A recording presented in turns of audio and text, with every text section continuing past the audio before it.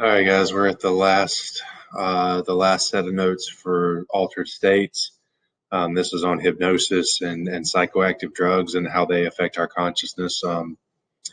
This one shouldn't be too terribly long. There's not a ton to go over, but hypnosis. Uh, full disclosure, I'm not a big believer in hypnosis, other than some therapeutic methods, um, but I'll get more into that in just a minute. And then obviously psychoactive drugs can have a profound effect on our consciousness, um, and our behavior as well. So we'll get into those uh, uh, pretty heavily here in just a minute. So starting with hypnosis, it's a trance-like state of heightened suggestibility, deep relaxation, and intense focus. And basically what that means is that when you are in a hypnotic state, which there's scientific evidence to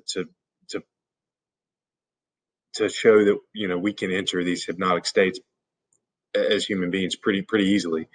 Um, but when we are in these states, we tend to be very open to suggestion, very open to um, suggestibility, which basically what that means is that we would be more willing to take advice or follow directions and things like that than we would be if we were fully aware and conscious of what's happening. And hypnotic states are not in and of themselves a bad thing. And I'm not saying that when I say that I'm not a big believer in hypnosis, that doesn't mean that I don't think that entering into a hypnotic, relaxed state doesn't have value or doesn't have, uh, you know, purpose to it. I just don't believe in the idea of getting someone to behave in like a ridiculous fashion, that they normally wouldn't. I don't think that hypnosis can serve that purpose, but to be able to reduce your stress and anxiety, or to be able to treat pain, by relaxing to the point to where you can't feel that pain. I think there's value to that, and like I said, hypnosis used in kind of a therapeutic way, I feel like has a lot of value to it.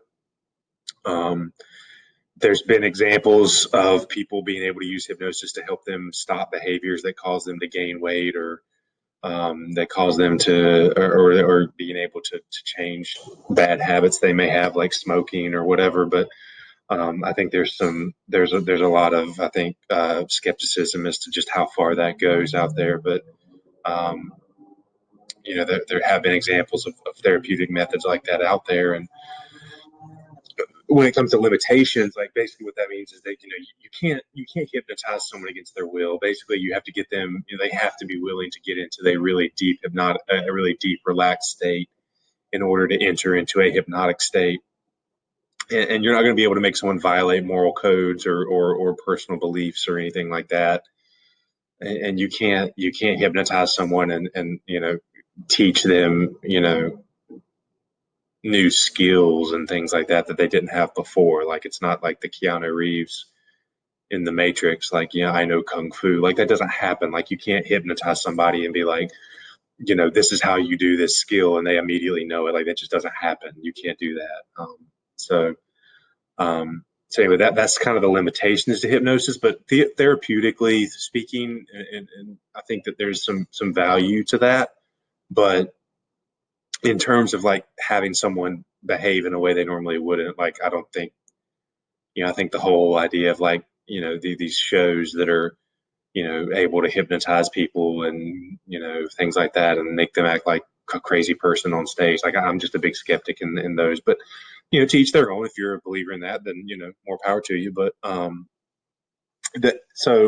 couple of the theories about hypnosis, there's the dissociation theory, which, this comes from an experiment called the ice bath experiment. It's not like the ice bucket challenge. It's a totally different thing. But basically, like, what this is this, and I'm blanking right now. I should have looked this up before I started the video. I'm completely blanking on the psychologist who carried out this experiment. But basically, he he had these subjects get into a hypnotic state, and he placed their hands into a bucket or a bowl of ice water, but he told them under the hypnotic state that it was a warm, like a lukewarm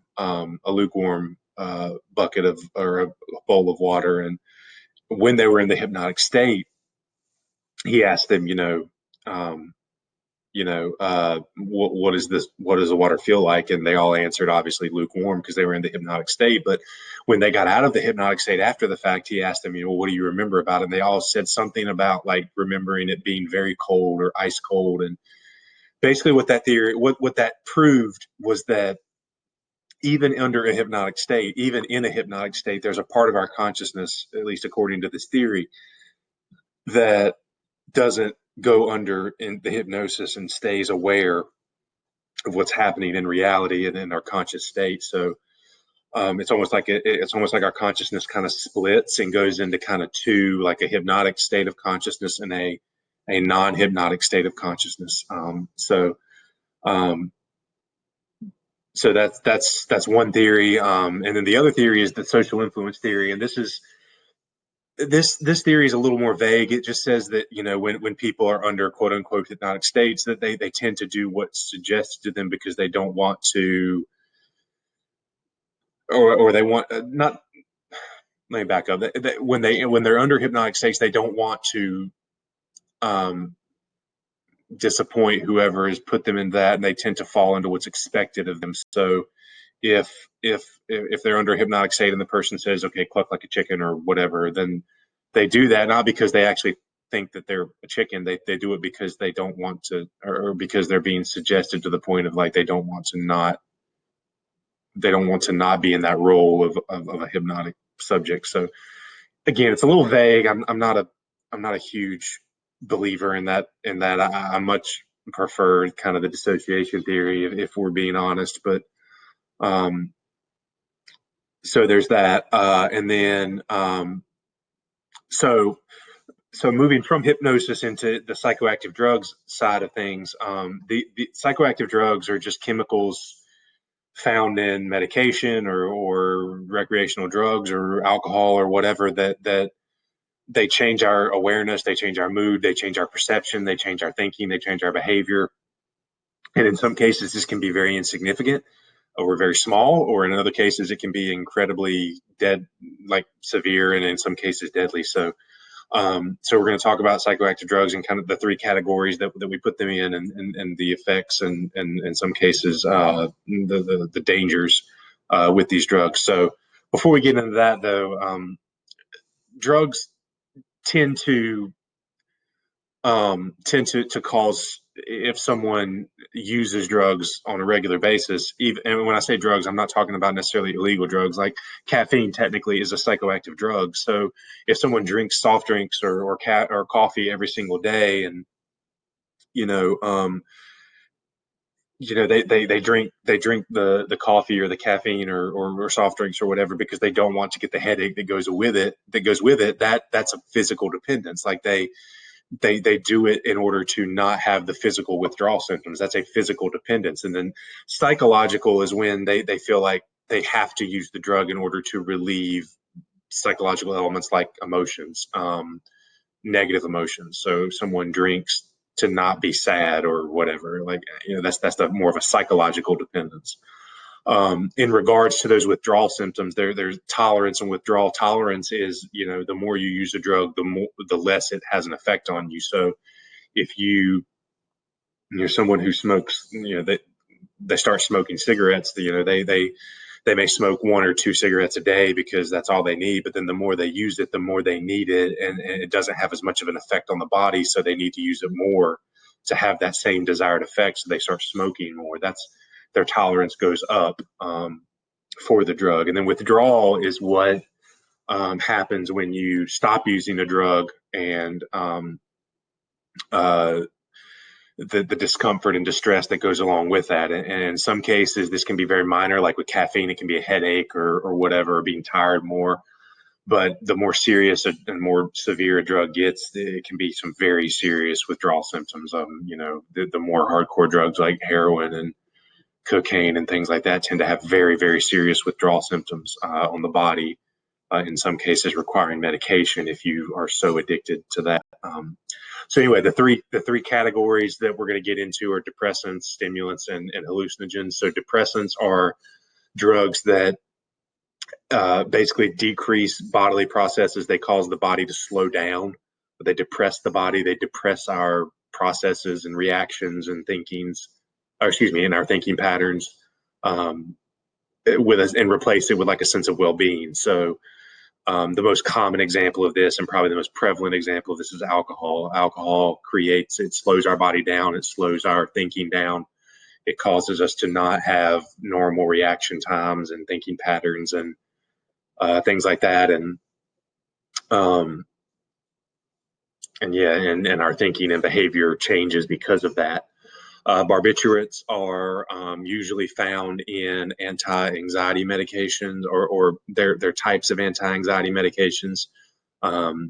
They are basically, they just slow the body down because, if you're anxious or stressed all the time, your body speeds up. So it makes sense that anti-anxiety medication slows the body down, and barbiturates are found in that. Sometimes they're on their own.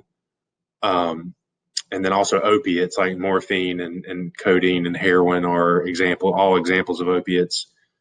And they are also drugs that slow the body down and relax the body.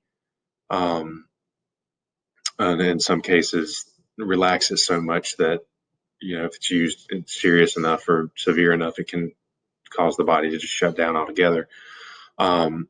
So those are all examples of depressants. On the flip side of that, you have stimulants. Stimulants are drugs that speed up the body. Caffeine is the most common example of this. It speeds the body up. It causes the body to be more active, and it increases alertness. It increases excitement. It elevates your mood and responsiveness. Caffeine, like I said, is probably the most common example of this. Nicotine as well. Amphetamines, which are, can be found in, simple medications that cause you to be more, amped up, but they can also be found in the more serious, like methamphetamines and as well. And then cocaine is probably the most serious of the stimulants we talk about.